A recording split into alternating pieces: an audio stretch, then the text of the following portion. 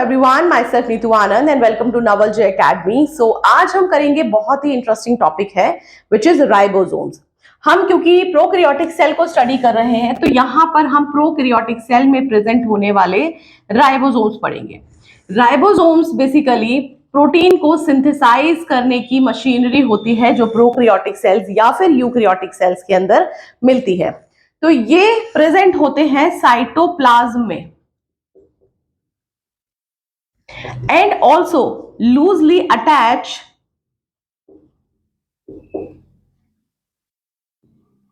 to the membrane, यानी कि plasma membrane. क्योंकि राइबोसोम जो है बहुत ही कॉम्प्लेक्स स्ट्रक्चर है तो ये मिलके बना हुआ होता है कुछ तरह के प्रोटीन से और ribonucleic acid that is RNA से।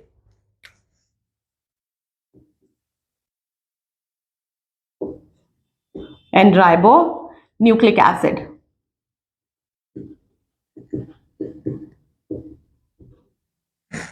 अब जो प्रोटीन का फॉर्मेशन है यानी कि जो सिंथेसाइज कर रहा है ये राइबोसोम, तो ये क्या करेगा, ये दो तरह से प्रोटीन को सिंथेसाइज करेगा। ये जो राइबोसोम है ये बेसिकली मशीनरी है प्रोटीन को सिंथेसाइज करने की।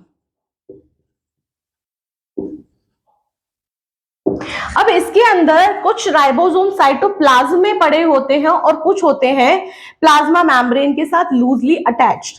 तो जो साइटोप्लाज्म में पड़े हुए राइबोसोम्स होते हैं वो प्रोटीन को सिंथेसाइज करते हैं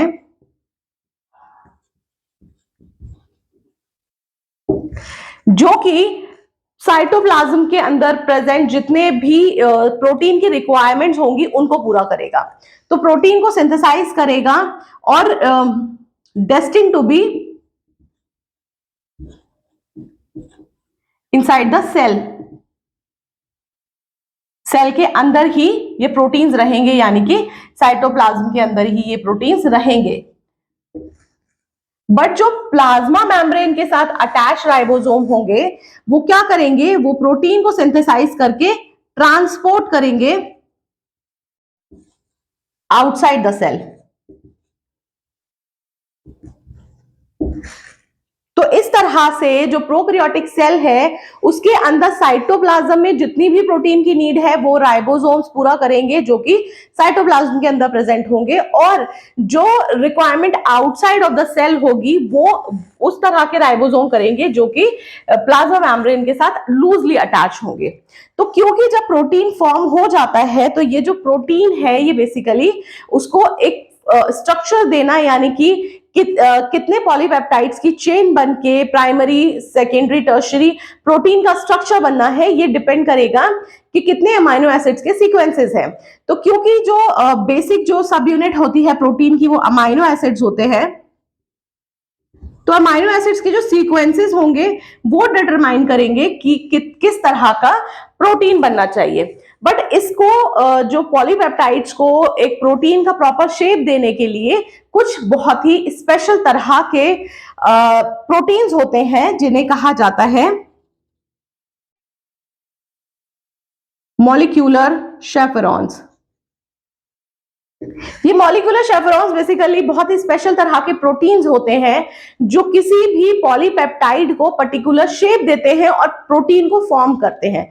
तो ये जो है राइबोसोम के ये जितने भी मैंने कैरेक्टरिस्टिक फीचर्स यहाँ पे लिखे हैं तो ये बहुत इंपॉर्टेंट है क्योंकि हम यहाँ पर राइबोसोम का स्ट्रक्चर पढ़ रहे हैं। यहाँ पर हम जो प्रोसेस है यानी कि ट्रांसलेशन का जो प्रोसेस है जिसमें प्रोटीन का फॉर्मेशन होता है हम इसे अभी नहीं पढ़ेंगे, हम आने वाली क्लासेस में ट्रांसलेशन का प्रोसेस करेंगे। बट अभी फिलहाल हम सिर्फ राइबोसोम का स्ट्रक्चर पढ़ रहे हैं क्योंकि राइबोसोम इस तरह का होता है, स्मॉल एंड लार्ज सब यूनिट्स होती हैं इसमें।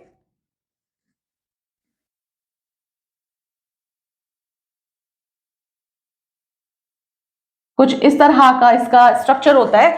तो ये जो लार्ज एंड स्मॉल सब यूनिट्स हैं, क्योंकि जो प्रोकैरियोटिक सेल के अंदर प्रेजेंट राइबोसोम्स होते हैं वो बहुत छोटे होते हैं, much smaller than the eukaryotic cell. और जो यूकैरियोटिक सेल के पास राइबोसोम्स होते हैं उसको हम कहते हैं 80S। ये यूकैरियोटिक सेल के पास होते हैं। बट जो प्रोकैरियोटिक सेल्स हैं उनके पास होते हैं 70S। अब ये जो S है ये बेसिकली ये है इसकी यूनिट कह सकते हैं आप, जिसे हम सेवर्ड वर्ग यूनिट कहते हैं। तो ये जो लार्ज सब यूनिट एंड स्मॉल सब यूनिट ये होता है प्रोकैरियोट में 70S, which is actually 70S की जो लार्ज यूनिट होगी वो होगी 50S, यानी कि यहां का ये जो लार्ज यूनिट है वो होगी 50S, और ये है स्मॉल, ये लार्ज यूनिट है एंड दिस इज स्मॉल, तो ये होगी 40S की।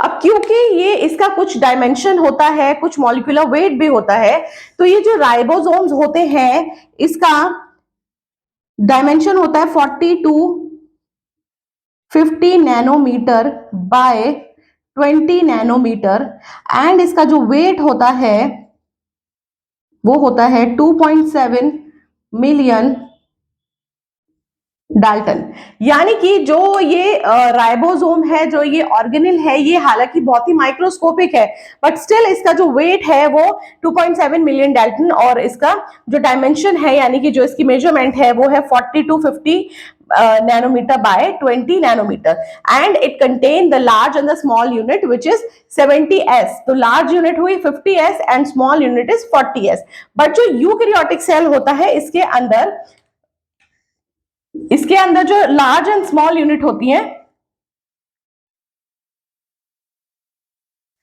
वो होती है 60, सॉरी इसकी स्मॉल यूनिट होगी 30S। यहां जो लार्ज एंड स्मॉल यूनिट होती है वो होती है 60 एंड 40S। तो ये जो राइबोसोम्स है, राइबोसोम्स प्रोकैरियोटिक सेल के और यूकैरियोटिक सेल के काफी डिफरेंट होते हैं, बट इनका काम वही होता है, इनका काम प्रोटीन को सिंथेसाइज करने का होता है, चाहे वो यूकैरियोटिक सेल के अंदर करे या प्रोकैरियोटिक सेल के अंदर करे। अब क्योंकि यहां पर हम बार बार S लिख रहे थे, और ये सेवर्टबर्ग जो यूनिट है ये बेसिकली सेडिमेंटेशन कोएफिशिएंट है, यानी कि अगर किसी सेल को सेंट्रीफ्यूज किया जाए और वो सेल मॉलिक्यूलर वेट के हिसाब से जब सेटल डाउन होती है, तो जो वेलोसिटी होती है किसी भी सेल की सरफेस पे सेटल डाउन हो जाने की, उस हिसाब से हम इसकी सेवर्टबर्ग यूनिट निकालते हैं। तो जो सेवर्टबर्ग यूनिट है इस राइबोसोम की, तो यहां पर ये 70S है। दैट मींस कि इसके अंदर, क्योंकि जो इसका मॉलिक्यूलर वेट है, जितना ज्यादा हैवी कोई भी पार्टिकल होगा वो उतनी ही तेजी से सरफेस पे सेटल डाउन हो जाएगा, और वो जितनी तेजी से सेटल डाउन होगा उतना ही उसका मॉलिक्यूलर वेट होगा। दैट मींस कि वो उतना ही लार्ज होगा। तो यहाँ पर ये जो प्रोकैरियोटिक सेल है, क्योंकि प्रोकैरियोटिक सेल स्मॉल है और much lighter than the eukaryotic one, तो इसीलिए जो इसका 80S एंड 70S जो ये सेवर्टबर्ग यूनिट निकल के आती है, ये इसका सेडिमेंटेशन कोएफिशिएंट है। अब ये जो S है ये बेसिकली ये है एक साइंटिस्ट का नाम जिन्होंने इसको डिस्कवर किया था, उनका नाम है थियोडोर सेवर्टबर्ग। इनको नोबेल प्राइज भी मिला हुआ है अल्ट्रा सेंट्रीफ्यूगेशन की टेक्निक को डिस्कवर करने के लिए। 1926 में इनको नोबेल प्राइज मिला था, जिसमें उन्होंने थियोडोर सेवर्टबर्ग ने अल्ट्रा सेंट्रीफ्यूगेशन का टेक्निक डिस्कवर किया था, और इन्हीं के नाम पे ये यूनिट भी जानी जाती है, जिसमें हम ये राइबोसोम के जो ये S है इसको ये डिस्क्राइब करता है कि ये सेवर्टबर्ग यूनिट है। तो ये तो हुआ हमारा राइबोसोम, और राइबोसोम हालांकि इसका स्ट्रक्चर ही हमें पढ़ना था यहाँ पे, बाकी जो ट्रांसक्रिप्शन या ट्रांसलेशन का जो प्रोसेस है वो बाकी सारा हम मॉलिक्यूलर वाले पोर्शन में करेंगे, जहां पे हम जब ट्रांसलेशन करेंगे तो जो प्रोटीन सिंथेसिस का कंप्लीट प्रोसेस है मैं वहां पर उसको एक्सप्लेन करूंगी। सो आज के लिए बस इतना ही। Thank you so much.